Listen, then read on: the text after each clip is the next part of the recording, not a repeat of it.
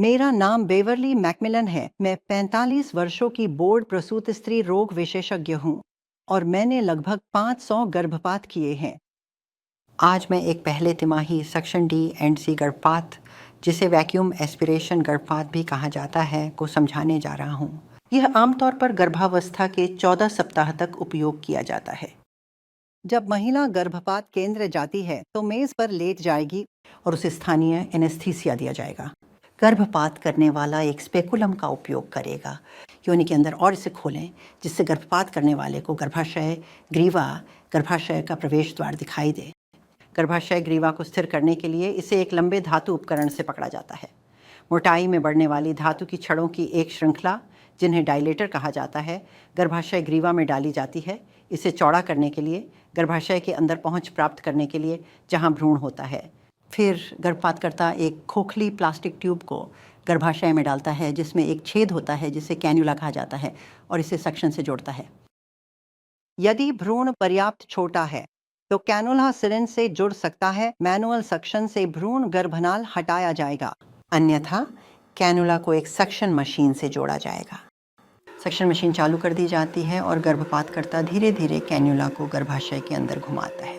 भ्रूण तेज़ी से टुकड़ों में फट जाता है, क्योंकि इसे कैन्युला और ट्यूबिंग के माध्यम से खींचकर एक बड़े कांच की बोतल में डाल दिया जाता है। इसके बाद नाल होती है। कभी कभी छोटे भ्रूण को बिना नुकसान पहुंचाए खींच लिया जाता है। गर्भपात करने वाले को कैनुला हटाकर छिद्र अवरुद्ध करने वाले हिस्सों को निकालना पड़ता है। एक बार जब गर्भपात करने वाले को लगता है कि सब कुछ हटा दिया गया है, तो वह कभी कभी यह सुनिश्चित करने के लिए एक लंबी धातु की क्योरट का उपयोग करती है कि गर्भाशय की परत में कोई हिस्सा न छूट जाए। अधूरा गर्भपात संक्रमण या रक्तस्राव कर सकता है। गर्भाशय खाली और रक्तस्राव नियंत्रित होने पर गर्भपात पूर्ण।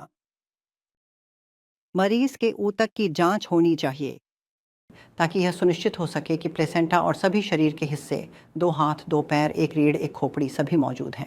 सक्शन गर्भपात के जोखिमों में गर्भाशय या गर्भाशय ग्रीवा का छिद्रित या कट जाना शामिल है, जिससे आंत, मूत्राशय और पास के रक्त वाहिकाएं को नुकसान पहुंच सकता है। अन्य जोखिमों में रक्तस्राव, संक्रमण और दुर्लभ मामलों में यहाँ तक कि मृत्यु भी शामिल हैं। भविष्य की गर्भावस्थाओं में गर्भपात से संबंधित आघात और गर्भाशय ग्रीवा की चोट के कारण हानि या समय से पहले प्रसव का अधिक जोखिम होता है। मैं गर्भपात किया करती थी। मैंने 1975 में मिसिसिपी राज्य में पहला गर्भपात क्लिनिक खोला। उस समय मुझे गर्भपात वही है जिसकी महिलाओं को जरूरत है। एक दिन मैंने एक 12 सप्ताह के बच्चे के अवशेषों को देखा जिसे मैंने गर्भपात किया था। इस छोटे लड़के और मेरे बेटे में क्या अंतर है? गर्भपात गर्भावस्था समाप्त नहीं करता, निर्दोष जीवन को मारता है। मैं जीवन समर्थक अधिवक्ता हूँ। मैं प्रमाण हूँ कि कोई भी बदल सकता है। आप मेरे साथ जुड़े और अजन्मे बच्चों की रक्षा करें।